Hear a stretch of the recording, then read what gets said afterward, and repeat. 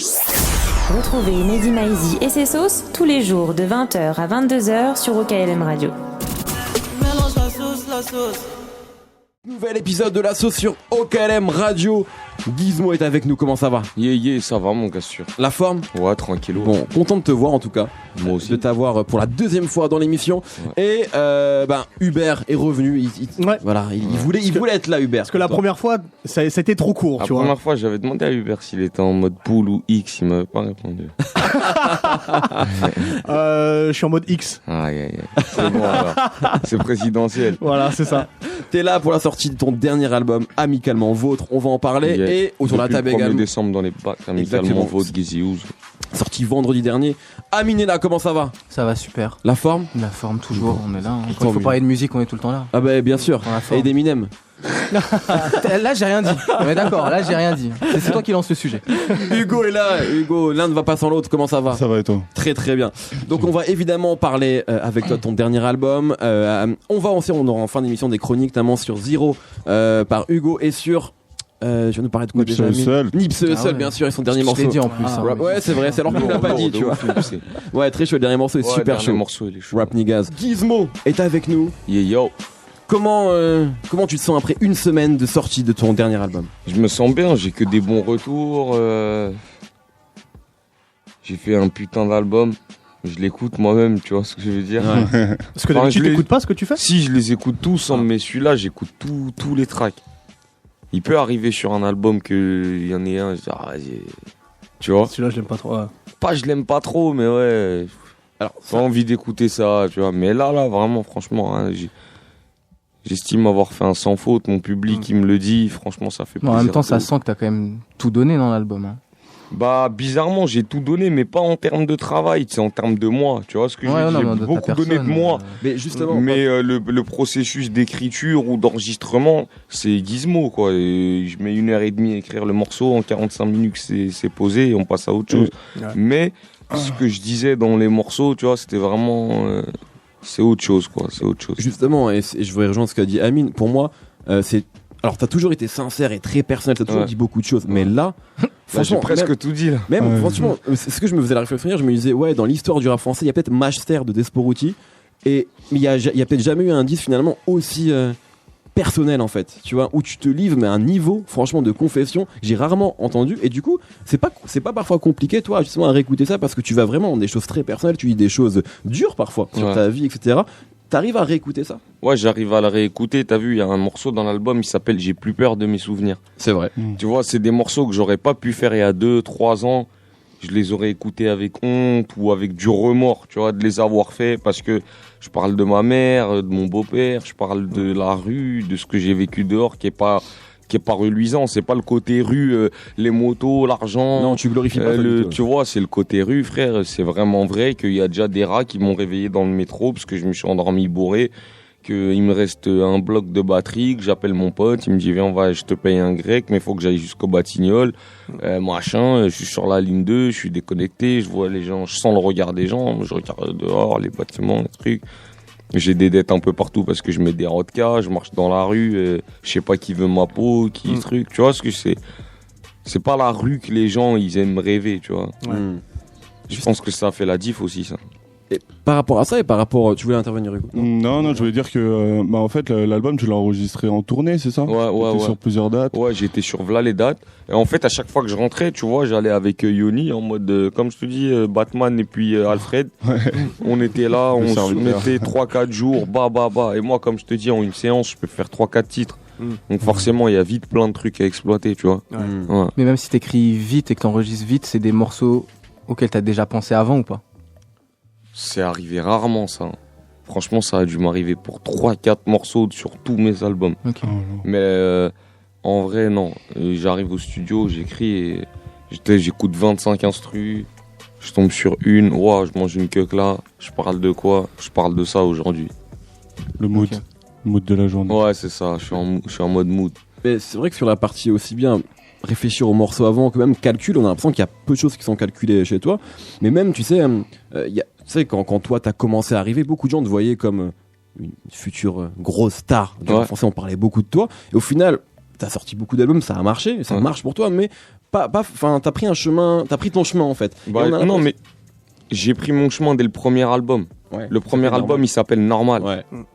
Tu vois, aujourd'hui, alhamdoulilah, je vis mieux qu'un cadre supérieur. Tu vois ce que je veux dire? Ouais. Mais je suis normal, t'as vu, j'arrive en Cosla. Ma casquette, c'est pas une New York, contrairement à ce que les gens y croient, c'est pas du New Era. c'est vrai. C'est du Willignoni. C'est moi qui ai détourné le truc, tu vois ce que je veux dire? La doudoune, pareil, donc en vrai de vrai, normal, Gizmo. Mais juste aisé maintenant, bien. Mais ouais, tant mieux. Mais ouais, je savais très bien que j'allais pas être une méga star. Après, tout est possible, frérot, parce que je vois que le rap, plus il évolue, plus il revient à des artistes qui sont un peu de ma trempe, tu vois. Mais moi, je voudrais. Jamais. Quand tu dis t'as pas été une méga star, enfin, moi, je sais que quand je regardais les Rap Contenders à l'époque, t'avais un buzz incroyable, frérot. Ouais, mais après, moi, je suis un carriériste. Je suis pas un buzzer, tu vois ce que Ouais, je je vois ce que tu veux dire, mais il y avait un engouement de ouf, tu vois. de dingue, de Et fou puis- malade. Et après, on a transformé avec. Ouais, exactement, c'est avec ça. les trucs avec l'entourage et tout. Bon, moi, j'ai transformé encore avec Normal. Derrière. Tu vois, donc il y avait vraiment un gros buzz, un gros engouement. À la banquise, c'est encore monté d'un cran. Ah, c'est tout. Je suis arrivé en mode. Tu vois, j'étais un rappeur. Pour les gens, j'étais installé. T'étais installé C'est déjà. pas discutable. Est-ce que Gizmo, il est connu ou il est pas? Les gens, ils savent très bien. Tu vois ce que je veux dire? Mais C'est ça le délire. En vrai, à Normal, t'étais déjà installé. Faut dire ce qui est, parce que t'avais quand Ouais, même. mais après, j'étais jeune, j'avais approuvé encore. Ouais, mais ce que je veux dire, c'est dans le rap un peu mainstream, entre guillemets, Gizmo, c'était une grosse tête, tu vois. Ouais, ça. Ouais, et très vite, ça allait Très devenir vite, en fait. Mais c'est grâce aussi à Internet et au buzz, Ouais. etc., bien sûr. Il y a, je disais, tu t'es très personnel. Et moi, c'est ce qui m'a plu dans ce disque-là, c'est que vraiment, mais même parfois, je vais être honnête, j'étais en mode presque choqué. Tu sais, de ce niveau de confession-là. Parce que, encore une fois, moi, j'ai rarement entendu un disque comme ça. Et il y a vraiment, parfois, tu vas loin quand tu parles de ton père, de ton beau-père, de ta mère, mais aussi de ta sœur, dont tu parles de ça, de ton rapport à la mort. Enfin, vraiment, c'est vraiment un disque qui est assez. Enfin, il se passe quelque chose quand on l'écoute. Et tu parles aussi de la paternité. Aussi, ouais. Et tu dis cette phrase que je trouve fantastique où tu dis. Alors, je veux pas. J'ai du mal avec la paternité, je parle avec mon fils comme si j'étais son oncle. Exactement. Je parle avec mon fils comme si j'étais son oncle. Et je trouve ça, tu vois, pour un jeune C'est papa. parce que, ouais, tu réalises pas direct. Ouais. Donc, t'es mal à l'aise devant le truc et tout. C'est plus pour dire ça, tu vois. Mais je trouve que Pour c'est. dire que j'ai jusqu'à, mon premier, là, il va faire 2 ans, là. Ouais, jusqu'à peut-être 24, 25 ans, j'avais déjà du mal à m'occuper de moi tout seul. Ça veut dire que voir un petit être comme ça qui compte sur moi, Donc, t'es sans responsable. parler, ouais, de ouf. De ouf. Et d'ailleurs, ma famille, ils sont grave fiers de moi, tu vois. J'étais le cousin avec qui il fallait pas traîner. Et aujourd'hui, Mais du coup, ça demande des mandats cash. a changé ton approche de. Mais du coup, ça a changé ton approche de la musique, etc. ou pas? Non, même pas. Même pas? Non, d'avoir des enfants? Ouais. Non, rien du tout. Genre, y a pas des morceaux du coup que t'aurais peut-être pas fait si t'étais pas père ou Non, l'inverse? je pense pas. Tu vois, l'art, c'est un truc d'égoïste. Voilà, on n'est pas des humanistes, on est des égoïstes. On a besoin d'extérioriser par ce moyen-là. Après, il y en a d'autres, c'est, je sais pas, des toiles, d'autres ces trucs, mais c'est. Tu demandes pas à un peintre s'il pense à ses enfants quand il peint un truc, tu vois ce que Et moi, quand j'écris un texte de rap, c'est pareil. Quand je rentre à la maison, je sais que je suis Mohamed Lamine Diakité, tu vois. Mais quand je suis en mode Gizmo devant ma feuille, si Gizmo il a envie de dire que putain, je me suis calmé, je me ferais bien un Valentine, putain, je le dis. Mais je vais plus dire je me défonce à la mort H24 comme avant, parce que c'était le cas pour de vrai, tu vois. Donc mon rap il va avec ma vie, ma vie elle va avec mon rap. Donc moi tant que je suis droit dans mes bottes, je suis raccord, tu vois, pas de souci. Il y a quelques jours, j'ai réécouté un morceau que je trouve fantastique de Benjamin Biolay qui s'appelle Ton héritage ou Mon héritage, je crois, où il parle justement de l'héritage qu'il peut laisser à ses enfants. Est-ce que tu penses à ça, toi, justement, à l'héritage que tu vas laisser et peut-être il y a ta musique, mais il y a tout le reste, bien sûr. Mais est-ce que tu réfléchis à tout ça? Bah déjà, le premier héritage, c'est, tu vois, il y a des gens, ils vont voir la bière, le truc, ils savent que je bois, je fume. Mais c'est le Coran, tu vois, mon premier fils, il a 2 ans, il connaît déjà 2-3 sourates. Et ça, je suis grave fier de lui avoir appris ça, de lui avoir transmis. Parce que moi, on me l'a transmis par la force. Et lui, je lui apprends en mode ludique et tout. Et je vois qu'il kiffe et ça me fait plaisir grave. Et après, Et après, acheter un max de pierres hein, pour leur laisser ça. Le papier, les assurances vie, c'est un peu haram, tu vois. Ok. Mais au moins qu'il ait 2-3 apparts, bien un truc. Bon, papa, il a eu une couille, maman aussi, ou je ne sais. On connaît pas la vie. Il a un petit appart là, un pavillon là, un truc, et puis il gère son machin, tu vois. Mais c'est intéressant ce que tu dis parce que, au final, cet amour que tu as pour ton fils, c'est ce qu'on ressent dans cet album et c'est ce qu'on ressent au final dans toute ta carrière. C'est que même si tu parles de rue, tu parles de ce qui peut t'arriver, en fait, dans tout ça, tu parles énormément d'amour sans forcément prononcer le nom amour. Ouais. Quand Je l'ai fait dans Les gens parlent d'amour, mais c'est vrai qu'en général, c'est-à-dire que quand tu parles de haine, quand tu parles du fait que tu te réfugies dans l'alcool, on a l'impression que ce sont des sortes de blessures d'amour en fait, tu vois. Et puis même là, on voit que t'as un cœur qui est tatoué au niveau de l'œil. Ouais. Donc au final, je pense que t'es peut-être le rappeur en France qui en parle le plus et qui en souffre le plus. Ouais, en fait, je souffre pas. Les blessures d'amour que j'ai, c'est en fait l'amour qu'on aurait dû me donner et que j'ai pas reçu. Ouais. L'amour inconditionnel, j'ai pas beaucoup connu ça, tu vois. Ou alors pendant de courtes périodes. J'ai pas été beaucoup avec ma mère dans ma jeune enfance et tout, machin. J'étais un peu ballotté. J'ai un daron qui était vraiment dans la rue à 100%, fiché au grand banditisme, dans des trucs chelous et tout. Donc les gens qui étaient censés m'aimer... tu vois, de feu, de fou, que je me dise, putain, il y a personne, mais au moins, il y a eux deux.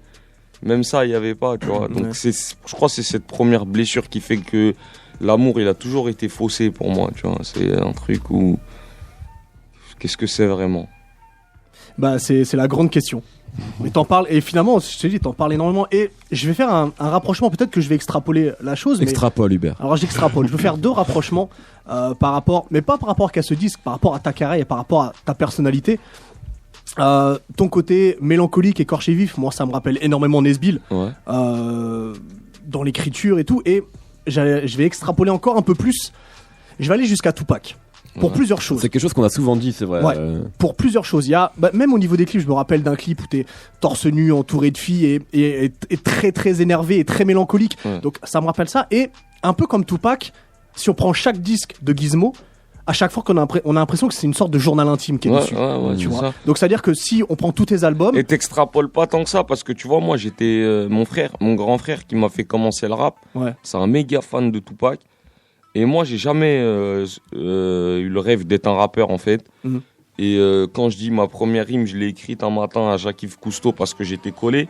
C'était après avoir vu un reportage sur Tupac avec mon frère et il écrivait des poèmes. Et moi, pendant longtemps, en fait, avant d'écrire du rap, j'ai écrit des poèmes. Mais tu vois, c'est ça. Au final, après, sans comparer forcément vos carrières, mais même... quand on parle d'amour ou quand on parle de cette espèce de haine contre la société, mais sans forcément la juger, tu vois, juste donner ta vision de la chose. Ouais, on la traite comme on la vit, quoi. Ça, je traite la société de...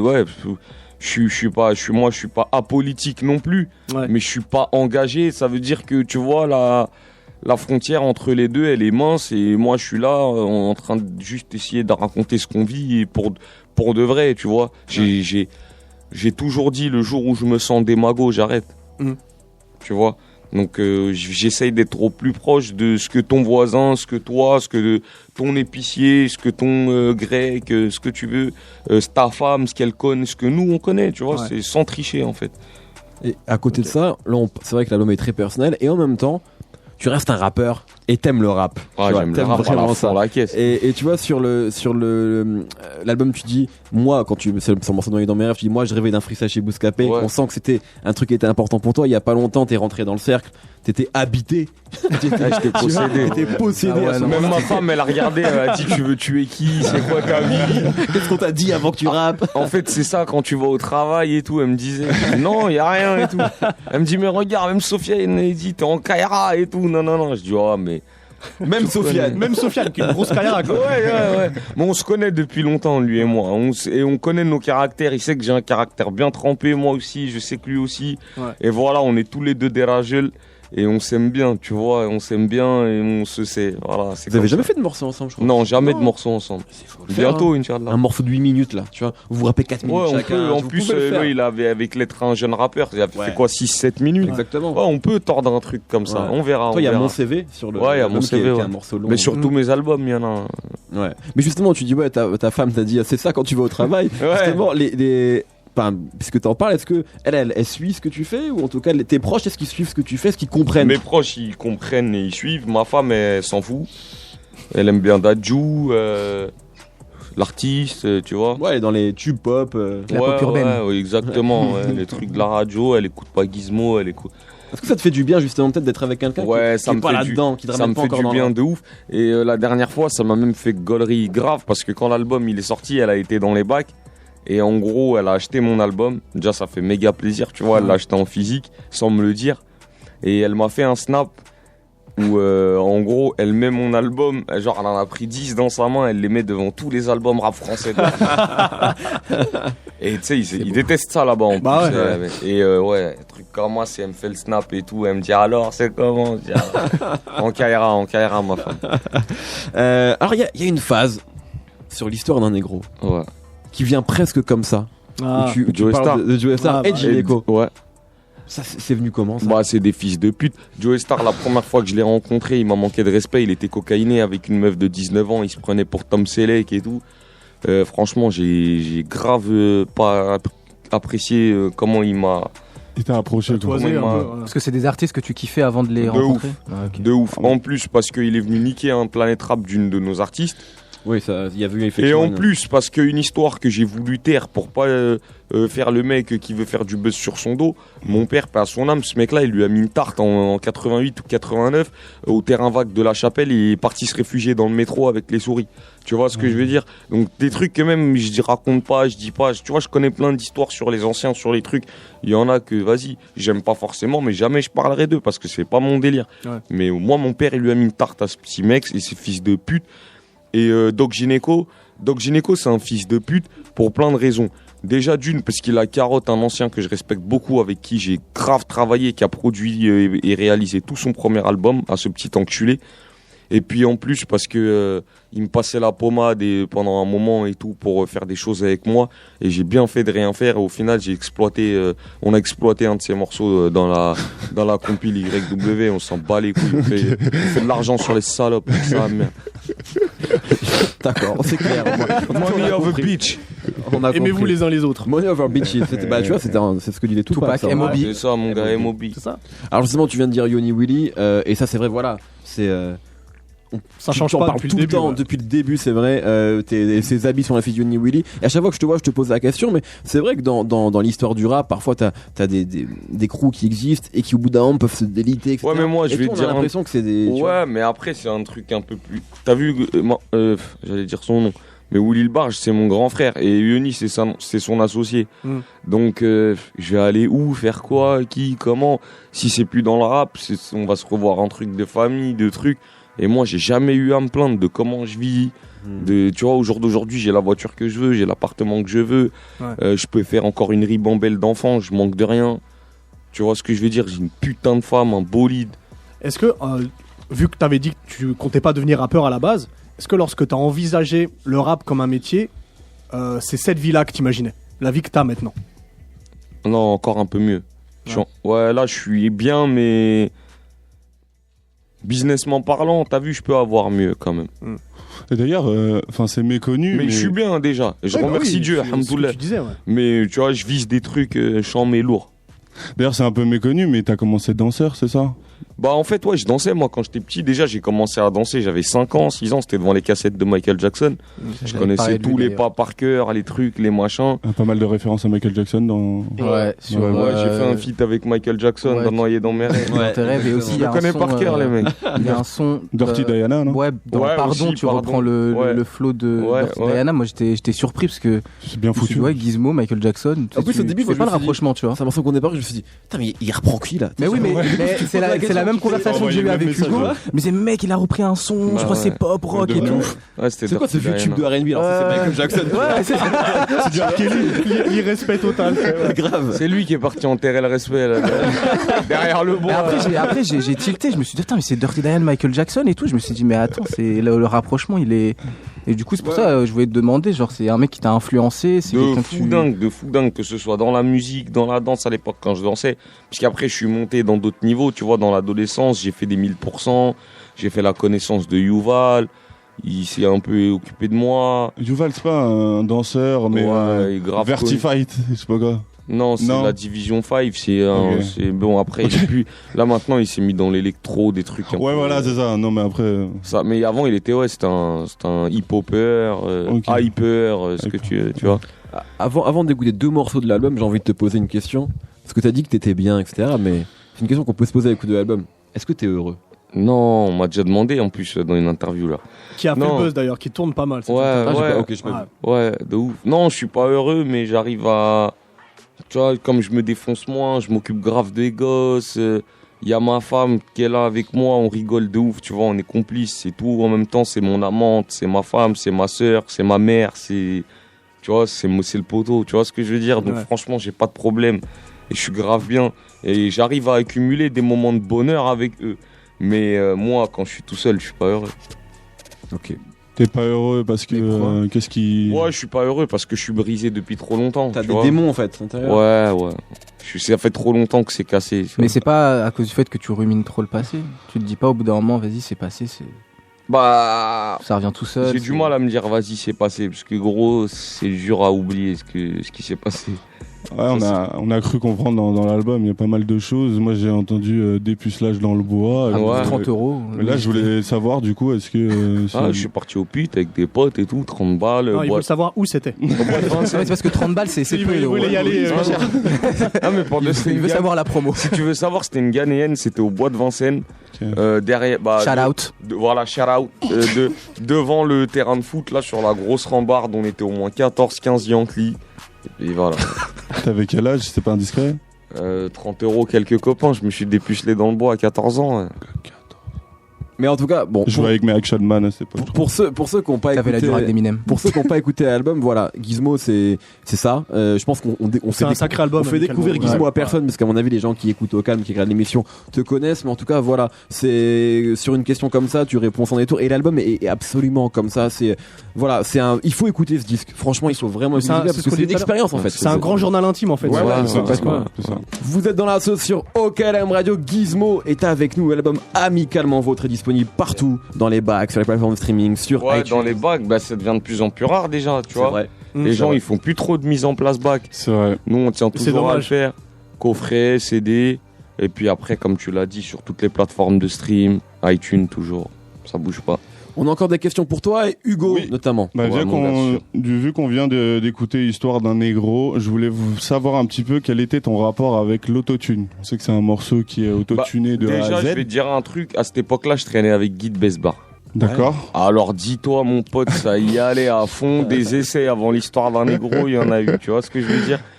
Et j'ai kiffé comment je l'ai fait en fait. Ouais. C'est vrai, mais parce que tu l'avais fait sur GPG, pardon. Mais je maîtrisais pas l'instrument encore. Ouais. Et en fait, c'était harmonieux et tout, mais je maîtrisais pas bien vraiment l'instrument. Quand on captait un petit peu les avis de tes fans qui te suivaient, ils étaient un peu réticents par rapport à ça, tu vois. Donc je voulais savoir un petit peu où t'en étais. Bon, le morceau est bien réussi pour le coup, il est vraiment bien maîtrisé. C'est pour ça que je l'ai mis dans l'album. Ouais. En fait, justement, l'Histoire d'un négro, il arrivait à la fin de GPG. C'est un des derniers morceaux, ça doit être le 63e morceau, tu vois, sur 16. Ouais. Enfin non, GPG 16, 15, 17, je sais plus. Toujours plus de 15 d'ailleurs. Et ouais, du coup, je l'ai mis dans l'album parce qu'en le réécoutant, j'ai dit, mais attends, il est d'actualité, il me ressemble grave, on peut faire un film dessus. Et en plus, tu sais, je voulais vraiment tâter...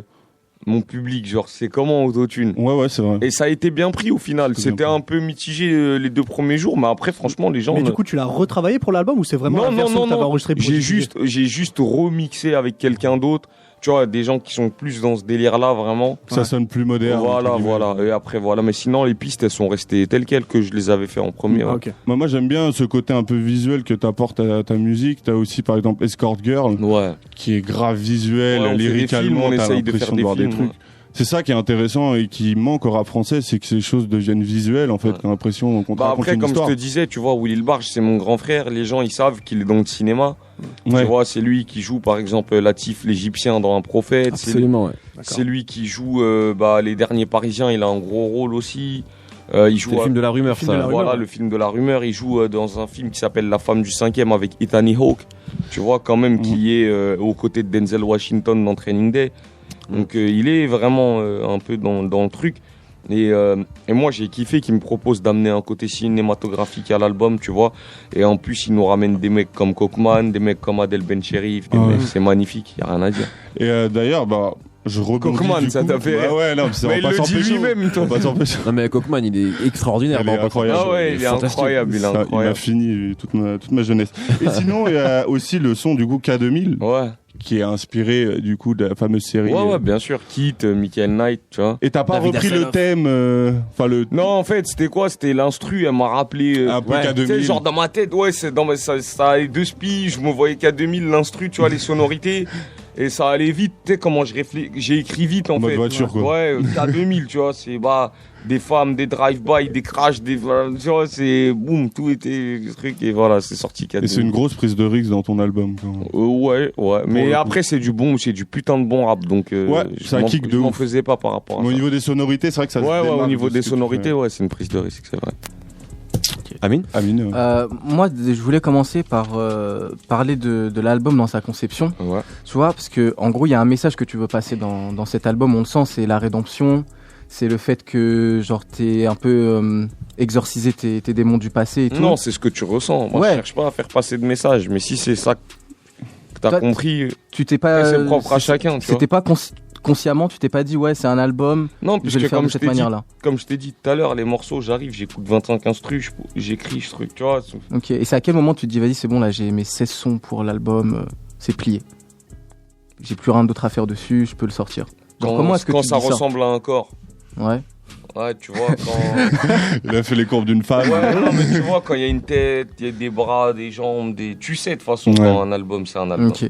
toi tu sens ça, c'est un truc que toi tu sens. Ouais. Bah surtout, c'est le 5e album. Moi, j'ai commencé avec des 6e solo. 6e solo. Et 7e si on compte jamais 203. Ouais. Et moi, j'ai commencé avec un album, donc j'ai toujours connu le travail format album, tu vois. C'est vrai que t'as pas fait de test. T'as pas eu J'ai le temps de qu'une faire des mixtape, tests en fait. GPG c'est tout. Et j'étais plus à l'heure des trucs, et c'était pour m'amuser. J'étais plus dans le jauger le public ou quoi, j'étais déjà installé. Si je sortais un album, limite, je vendais plus de CD. Ouais. Tu vois ce que je veux dire? Mais bon, c'était dans un autre délire. Ok. Et après, au niveau de... Moi, je voulais parler de tes influences, parce que là, on a parlé de Michael Jackson, et il y avait des sons qu'on avait écoutés avec Hugo, et on avait vachement reconnu les instrus. Il y avait un son que t'avais fait... C'est I'm the Man. Ouais, I'm the Man de 50. C'est Attendez-moi. Attendez-moi, et il y avait aussi un son on a rejoué la prod en fait. Ouais, voilà. J'ai refait un remake en fait. Et du coup, il y avait aussi une prod qui ressemblait à celle de Deep Cover. Guzman, moi, je veux savoir, Non, Guzman, c'est un poteau qui a fait ça. C'est un poteau? Ouais. Ok, d'accord. Ça fait. Parce que du coup, nous, on se posait la question au niveau de tes influences dans le rap, à part Tupac qui t'a un petit peu lancé dedans, mais sinon, moi je parlais 50. Est-ce que t'écoutes? Ouais, 50 de ouf. 50 parce que t'en parles 2 fois je crois dans l'album. Non mais déjà de dingue 50 pour tout, pour son rap, pour comment il a géré son business. Pour, ouais c'est ça. Pour tout, tu vois, pour tout. Tu vois, à savoir moi avec mon équipe, je suis pas signé en artiste, je suis associé. Tu vois, j'ai vite compris ce business de serpent, de trucs. Et je te dis, je travaille avec mon frère, tu vois, donc c'est un gilet pare-balles en plus. C'est ça. Là, le mec qui est avec moi tous les jours, tu vois, qui m'accompagne la promo, machin, c'est mon grand frère aussi. Je te dis, on est plein de frères, plein de sœurs. Ouais, ben on travaille qu'entre nous. Et donc 50, et en ce moment, t'écoutes quoi? En ce moment, qu'est-ce que j'écoute? En ce moment, j'écoute l'album, je te jure. moi, dans les influences. Ouais, pour de vrai. Hein. Je crois que la première fois. Mais après, dans les influences, il y a beaucoup de Nubi, il y a beaucoup de Salif, il y a beaucoup de Danida. C'est ça que je voulais entendre. Parce qu'en fait, moi, la première fois qu'on s'était vu, je me souviens, tu m'as sorti tu m'as fait le tiercé gagnant. Je t'ai dit, ouais, c'est qui? Tu m'as dit Nubi, Danidan, Salif. Ouais. Bah là, je suis les mêmes. Ouais, non, mais je m'en rappelais même plus, mais tu vois, c'est les mêmes, ouais. Mais c'est vrai que Nubi, je trouve que. Nubi, ouais. On retrouve des fois dans les placements, ou même la manière d'écorcher la voix. C'est vrai qu'on me le dit des fois, Guy. Je dis, mais merci, mon vieux. Salif aussi, je trouve. Incroyable rappeur. Ouais, Salif, c'est plus dans les placements. Ouais. Moi, je trouve aussi. Ouais, dans les placements. La voix, ça n'a rien à voir, mais dans les placements. Dans les placements, il y a des similitudes. Ouais. Il nous manque Nubi. Il nous manque Nubi. Il nous manque de ouf. Il a trop de gamins, mec. C'est vrai, ça. Bah oui, c'est vrai, ma gueule. C'est vrai. Il a trop de gosses, mec. Grave. Et du coup, il en a même dans le rap, il a Gizmo, tu vois. Il n'a pas déclaré. Moi, je pensais à ceux dans le rap. Je pensais à ceux dans le rap parce que tu sens qu'effectivement, il y a même. Et c'est cool parce que c'est pas un rappeur qui a eu énormément de succès, commercial, j'entends. Mais tu vois que maintenant, dans les jeunes générations de rappeurs, beaucoup. Tout le monde le respecte, voilà, de ouf, exactement. Ouais. Mais tu vois, moi, je trouve qu'il y a vraiment cette école, on va dire, du 9-1. Tu vois, dans les placements, je pense à les gros dash, tu vois. Ouais, même DC's aussi, quelques morceaux, même Diams, même. Bien sûr. Cynic, pareil. Ça a été important, quoi. Smoker. Ouais, Smoker, attention, à une époque. Ouais. Bien sûr. Retourne. Bien sûr. Ouais, non, il y a eu plein de. Il y a eu Sifac aussi. À la dure, attention. Non, franchement, il y a des techniciens là-bas. De ouf. Et du coup, dernière question, dans le morceau J'ai le blues, tu dis que. Qui est l'intro de l'album. Ouais. Qui est incroyable. Ouais. Non, mais l'intro. Mais le sample soul là. Non, mais tu rentres en fait directement dans l'album. Moi, c'est ça que j'ai aimé, c'est que dès le début, tu nous rentres dans un univers. Parce qu'après l'atmosphère il reste à peu près le même. Bah ouais, mais ça qui est bon. Et pourtant il y a 16 sons. Ouais. Sur 16 sons, tu pourrais te dire à un moment tu vas perdre le fil. Même dans Check Ta Mal, il y a un peu de J'ai le blues. Tu vois ce que je veux dire? C'est un morceau qui est effectivement différent. Un peu festif, mais il y a du J'ai le blues. Il reste sombre quand même, il reste sombre. Et du coup, dans J'ai le blues, tu dis que ta mère disait que t'étais béni et le marabout il disait le contraire. Ouais. Au final, tu te sens plutôt béni ou maudit? Non. Elle est rentrée dans ta tête là. Dans mon cortex cérébral. Laissez lui, c'est un psychologue. Je pense que les deux ils ont raison. Ouais. Je suis béni parce que j'ai tout ce dont j'ai besoin, tout ce dont j'ai rêvé. Et je suis maudit parce que, comme je t'ai dit tout à l'heure, je suis pas heureux quand je suis tout seul. Mais c'est peut-être ça aussi qui nous a donné cet album en fait. Ouais. C'est ça le truc. Ouais. C'est la différence au fait que, objectivement. Donc le marabout et ma mère, ça se tape. Ma mère, elle se tape avec le marabout. Okay. Mais ouais.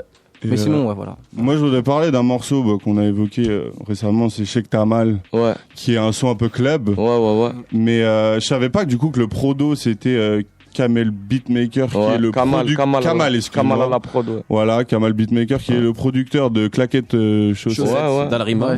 Alors j'étais effaré de voir ça, je me dis c'est pas possible. Ça a rien à voir.